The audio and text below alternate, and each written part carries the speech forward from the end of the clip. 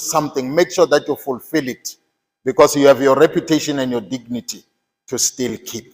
And that is why I am here. So thank you so much with your committee, the principals of the schools, and the educators that are here.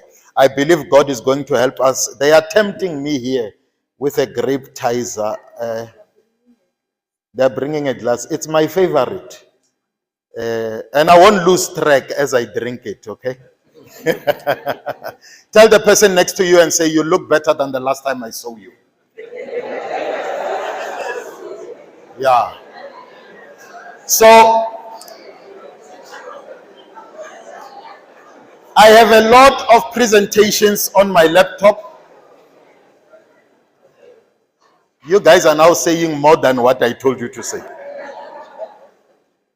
I have many presentations on my laptop, but every time as a spiritual man, I inquire from God, what is it that he wants me to tell the particular audience I'm going to address. Because what was powerful yesterday in another setup may not be powerful in today's setup. So it's important that we hear from the one who has made us to gather. What are the words that we need to share with one another so that they will be a great impact even when we walk out of here? So I am at the level, and I'm saying this humbly, at the level where I do not speak to impress, but I speak to transform. The words I speak must not only end up in your mind, but must enter your heart, because that is where transformation happens. You can go, thank you for that, Halala, keep going. You can go to school and learn about a subject matter that only enters your mind, influences how you think. If it doesn't enter your heart, 10 years later, you have forgotten what you were taught in class, because it only influenced and impacted your mind, not your heart. The heart is the womb that keeps, sustains, and perpetuates things of value. So what you receive through your mind or your auditory system, your ears, it must be kept in your heart if it is of value. And that's why it's not every word you hear through your auditory system that must be perpetuated in your heart, because your heart is a fragile environment. And if you bring words that contaminate the makeup and the order of that environment, you are cutting your lifespan short. It's not only bullets that kill people or sicknesses that kill people. You are also killed by what your heart is hosting. And your heart, in size and magnitude, is very small. But some of you are keeping people, even in their sizes, in your heart, and that's why you die before your time.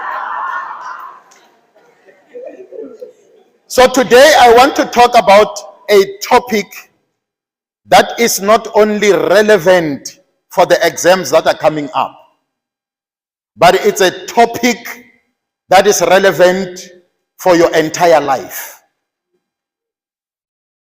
So when I talk about the good repercussions of preparation, I know that the word repercussion is usually and often accustomed to consequences that have negative effects. But repercussions is not only negative effects, it's consequences of everything that you engage in. So repercussions can also be good repercussions. It's not all the time where they are bad repercussions.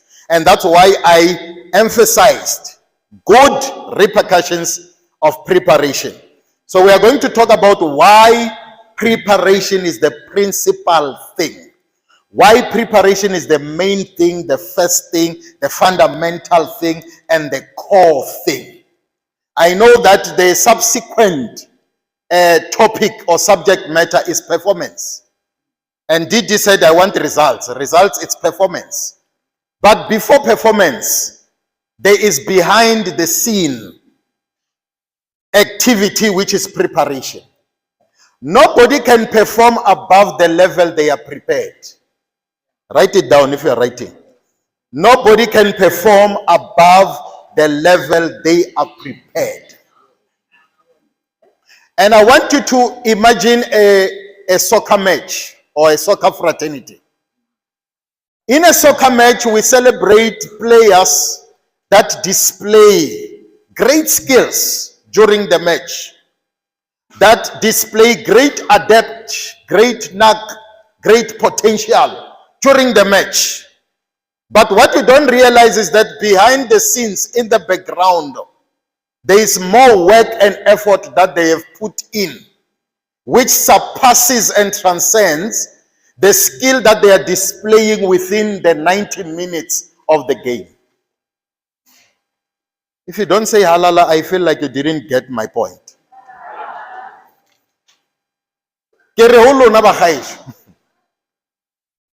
In a soccer match, we celebrate the skills that are displayed by players in the 90 minutes.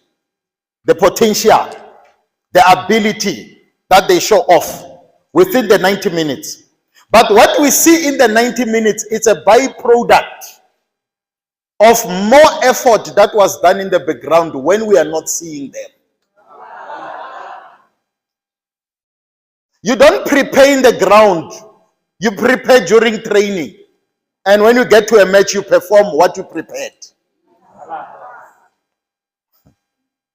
So performance is largely a byproduct of the quality of preparation.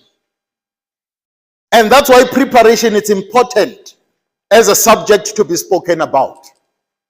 So say this after me. Preparation, it's not an event. It's a lifestyle. Write it down. Preparation is not an event. Preparation is a lifestyle. It's not something you do because tomorrow you must perform. It's something you do habitually as a pattern, as a behavioral order of your life. And when you subscribe to such a habit and lifestyle, it becomes easy for you to do the performance. So preparation, it's a principal thing. So very quickly, there are ways in which I define preparation. You may not find it in the dictionary because it's my own definition of preparation, so that you can understand my context. Preparation is tilling the ground for the process of seeding and harvest. Tilling the ground for the process of seeding and harvest. If the ground is not prepared and you want to plant the seeds, those seeds are not going to give you a harvest. A harvest is akin to the type of a seed planted on the ground, but the ground must be tilled first. The ground must be prepared. So that is what preparation is. Number two, preparation is the intention that determines the action. Preparation is the concept. Preparation is the inception, the beginning of it all. And preparation is reflected in the action taken. So action has got to do with the outcomes, the results. Intention has got to do with the development of the concept. Concept is not the result, but concept gives birth to results. Now let me go next door. This team is not ready for me. Is there a group next door that I can go to? Is my English still okay? It is basic English. So when you develop a concept, you are working on a process which is not visible to the public. When a baby is being developed in the womb, nobody sees the process of development. We are only going to see the baby after 9 months. But how the baby came about, we don't know. So the process, no, not that one. There's a district director here, don't be silly. I'm talking of the process in the womb, not the process in the bedroom. What's wrong with you? So the development of a concept is a process. Okay? The result is a product. Write it down. The development of the concept is the process. The result is the product. So there is no product before there can be process. Huh? The value of the product is determined by the quality of the process. Yeah, only 3 people heard me. The value of the product is determined by the quality of the process. I'm an author, I sell books. You don't have the prerogative to tell me how much I must price my book because you don't know the process I underwent to produce the book. So I'm the one who knows the value of the quality of the process I underwent to produce the product. So the value of the product is known by the one who was involved in the process, not the buyer. Languta class. Yeah. Process is a precursor. It precedes the product. So the product we are looking for is the product of performance results. But before there is going to be performance results, there must be the process of preparation. And the process of preparation may not be visible to the public because we do it in our spaces. We do it in our private spaces. But the public is going to see the final product of the preparation that we have done. Lankuta bana ba Ramaphosa.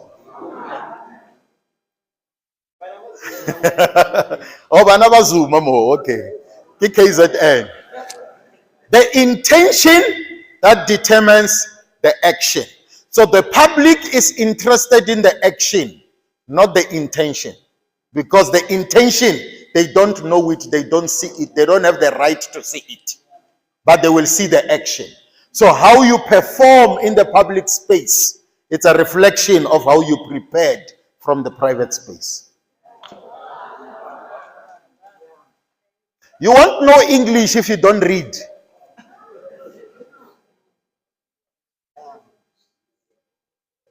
It's as easy as that. If you don't read, it means you are not preparing yourself for the capacity of uttering English in the best possible way. Everything emanates from preparation. We have got people that divorce in 2 minutes after getting married because they were not prepared for the institution. You entered marriage without preparation. And a small challenge in marriage causes you to pack your bags and you want to go back home to inconvenience those who are still at home.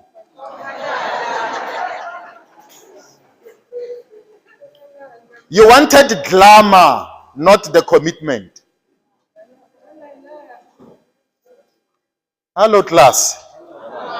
You wanted to be like those who talk nice about their partners. What you don't realize is that marriage is not about talking nice. We talk nice just to blind the public to think that we are okay in the private space.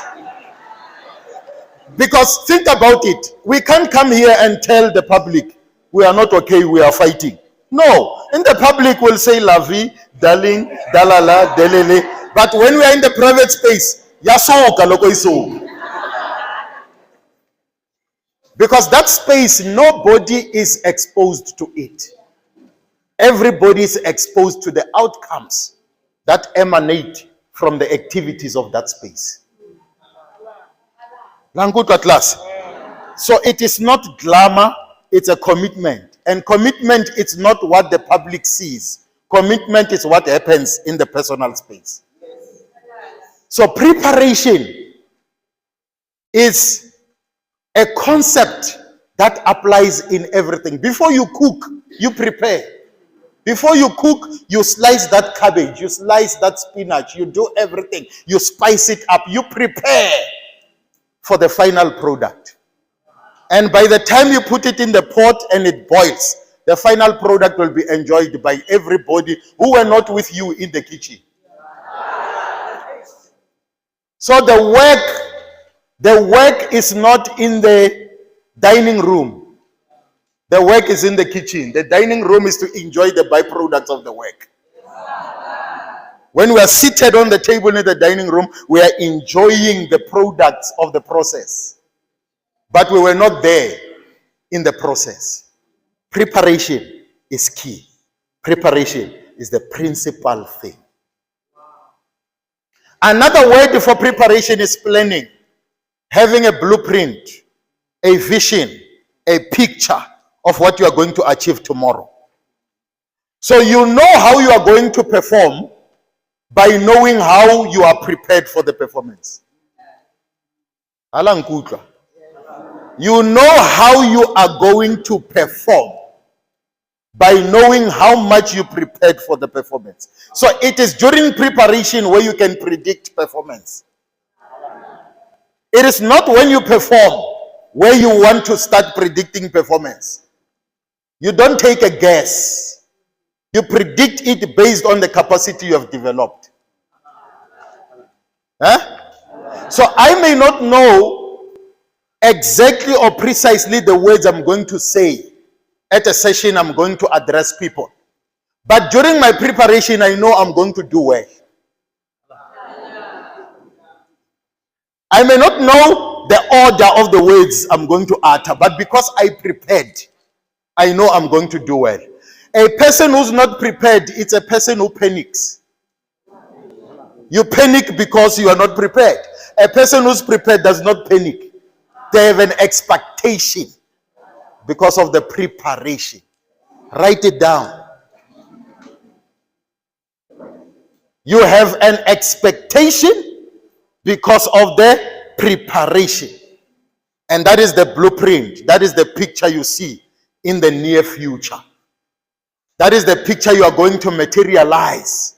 But it emanates from you understanding and knowing how prepared you are. One of the guys that I follow in the space of public speaking, I won't mention his name because he didn't pay me to market him.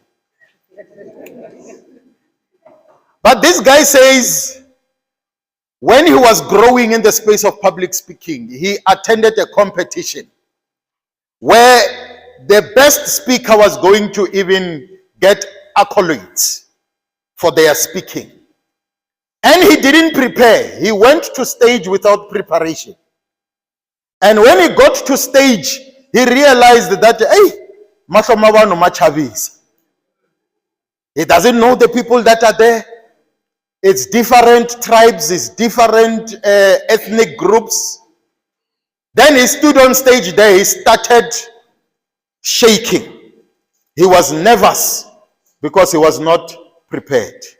And he lost that competition, not because he doesn't have capacity, but because he was not prepared. So you may have the skill, but without preparation, you may still fail with your skill.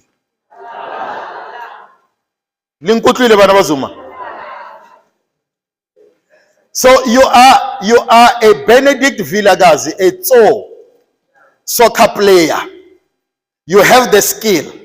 You know how to trap the ball, you know how to pass the ball, you know how to dribble people. But if you don't prepare in training and you go into a match, you won't survive the 90 minutes with your skill. And there are those who prepare in training, they will survive the 90 minutes. Though they are not skilled like you, but they will surpass you in performance because you were not equally prepared for the responsibility before you. So preparation, it's very key because it brings congruence to your skill and your performance. It brings a balance to your skill and your performance. So skill is naked without preparation. Write it down. Skill is naked without preparation. So what clothes a skill? What gives a skill dignity and value? It's preparation. Because you are able to do it with precision because you prepared for it. If you don't prepare, say that after me, if you don't prepare, you will repair. And repairing or reparation means you will spend your life trying to correct what you did not do right in the first place. And that will cost you more than doing the right thing in the first place. It's a missed call. Let me redirect. Reparation or repairing means you are being more costed and taxed by the repairing process because you skipped the first thing, the principal thing, which is preparation. So because you did not prepare, you will be compelled and coerced to correct. And the process of correction costs you more than the process of preparation. So to avoid correction, go and prepare. Write it down. To avoid correction, go and prepare.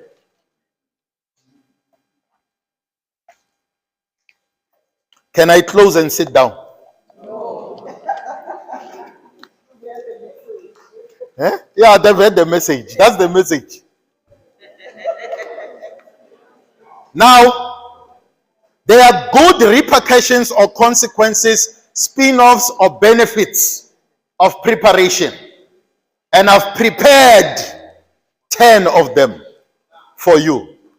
I prepared 10 good repercussions of preparation. God willing, during the time that I'm given, if I finish all of them, I'll take you to the next presentation. But I believe that God will give me the grace to dwell on them until my time is over. 10 of them. I want you to write them down as they are displayed on the screen. Structure. Number 2, simplicity of performance. Number 3, building strength to perform at length. No, they are there on the screen. You can't see. You need prayers. Okay, I will read them again for you. Let me just display them on the screen.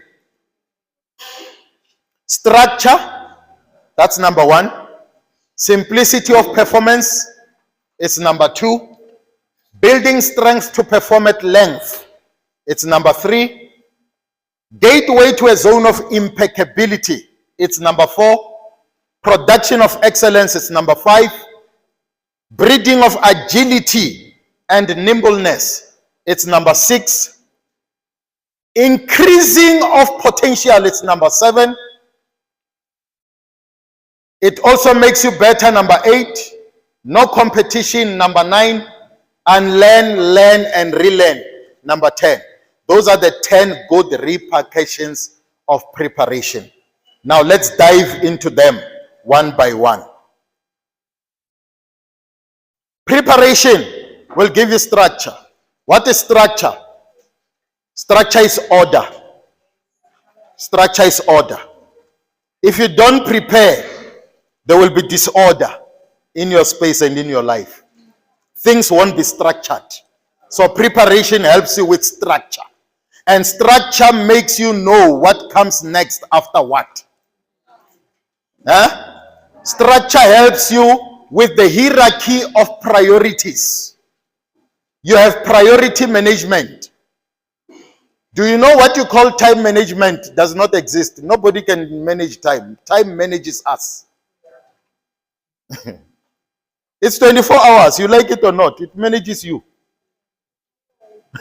You can't say I need an extra hour. I want to manage time. You can't. Time manages you. What do you manage? You manage your priority.